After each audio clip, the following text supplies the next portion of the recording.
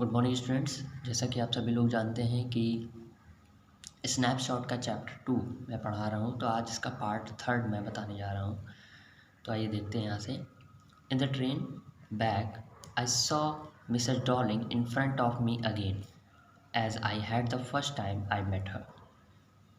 Train में वापस मैंने जो है मिसेस डॉर्लिंग को देखा था। इन फ्रंट ऑफ मी, जो मेरे सामने थी।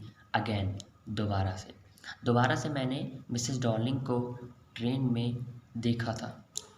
As I had the first time I met her, और यही पहला समय था जब मैं उनसे मिली थी। It was the morning after the day my mother had told me about her. मेरी माँ ने उनके बारे में बताया था। कब? आफ्टर द डे, दिन के बाद। मॉर्निंग में मतलब एक दिन के बाद सुबह जो है मेरी माँ ने उनके बारे में बताया था। I had got up late, मैं थोड़ा देर से उठी थी। एंड कमिंग डाउन स्टेयर, और सीढ़ियों से नीचे उतर रही थी। डाउन स्टेयर्स मीन्स होता है सीढ़ियों से नीचे उतरना।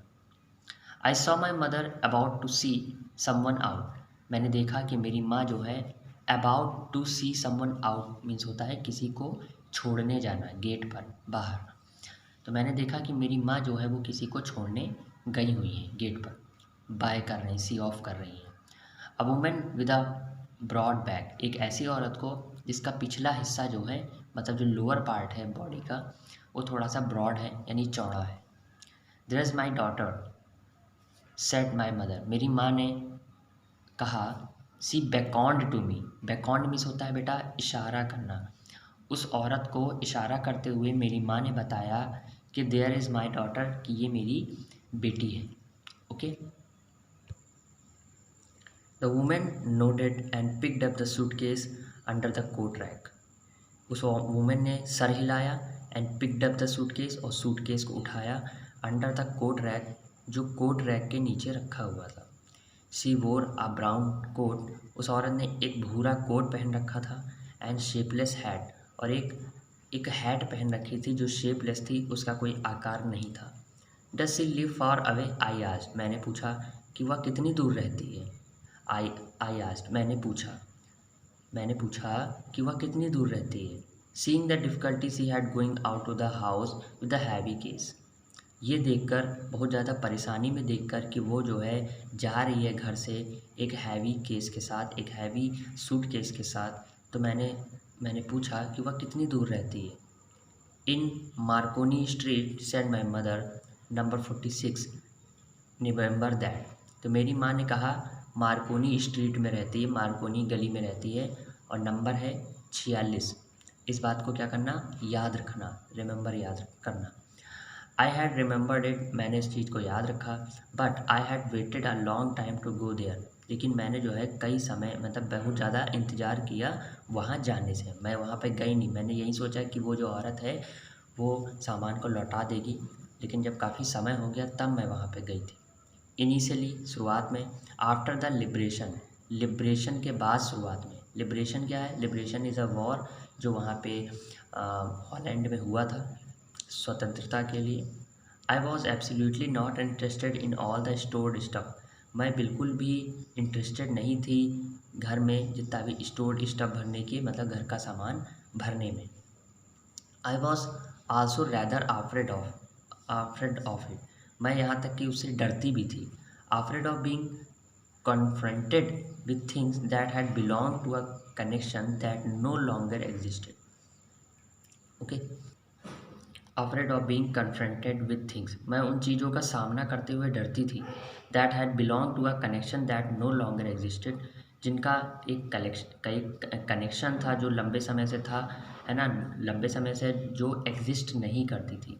तो मैं उन चीज़ों से थोड़ा सा हटने की कोशिश करती थी, क्योंकि अगर वो चीज़ें फिर से मेरे सामने आती तो मुझे फिर से सारी चीज़ें याद आने लगती, पिछला सब कुछ याद आने लगता, मेरे घर मुझे याद आने लगता जहाँ से मैं चली आई थी, मेरी माँ याद आने लगती, और जो भी मतलब लोग थे उन सब चीज़ें याद आने लगती। इसलिए मैं उन चीज़ों को, वो जो बेकार पुराना सामान था, स्टोर्ड स्टफ था, उसको लाने में इंटरेस्टेड नहीं थी, क्योंकि वो अब चीज़ें एग्जिस्ट नहीं करती थी, मतलब अब वो यहाँ पर चीज़ें स्थित नहीं हैं। विच वर हिडन अवे इन कपबोर्ड, वो चीज़ें छिपी हुई थी, हिडन थी कहाँ पर, कपबोर्ड्स में होता है एक अलमारी, एंड बॉक्सेस और बॉक्सेस में, and waiting in when until they were put back in their place again.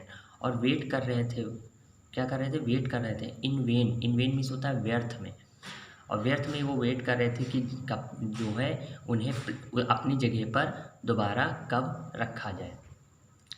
Which had endured all those year because they were things. Which had endured means होता है बेटा लंबे समय तक जो चीज़ चले, लॉन्ग टाइम। और ये पूरे साल जो है वो इंड्योर्ड रहे, वो चीज़ें इंड्योर्ड रही, मतलब कि वो चीज़ें बनी रहीं, बिकॉज क्योंकि दे वर थिंग्स, क्योंकि वो क्या थी, चीज़ें थी, सामान था। सामान कभी भी ख़राब नहीं होता है, वो एक जगह पर लंबे समय तक बना रहता है, जबकि इंसान जो है वो बदल जाता है ना। बट ग्रेजुअली, धीरे धीरे, everything became more normal again, धीरे धीरे चीज़ें क्या होती चली गई, नॉर्मल होती चली गई दोबारा से। मतलब सारी काफ़ी ज़्यादा बहुत बड़ा वॉर हुआ था हॉलैंड में, तो बहुत ज़्यादा दिक्कत हुई थी, तो इन्होंने बताया कि धीरे धीरे सारी चीज़ें, लाइफ जो है वो नॉर्मल होती चली गई।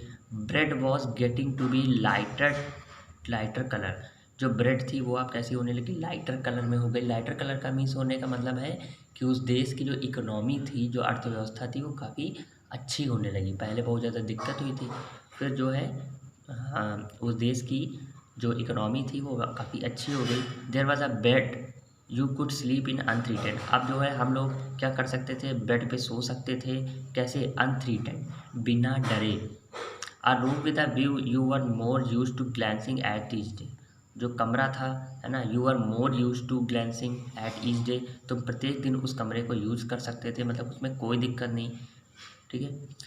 अब डर ख़त्म हो गया था, क्योंकि अब वॉर नहीं था। वॉर की सिचुएशन थोड़ी कम बहुत ज़्यादा खतरनाक होती, कभी भी अटैक हो सकता है, इंसान को भागना पड़ सकता है, पता नहीं क्या हो, तो अब वैसा कुछ नहीं था।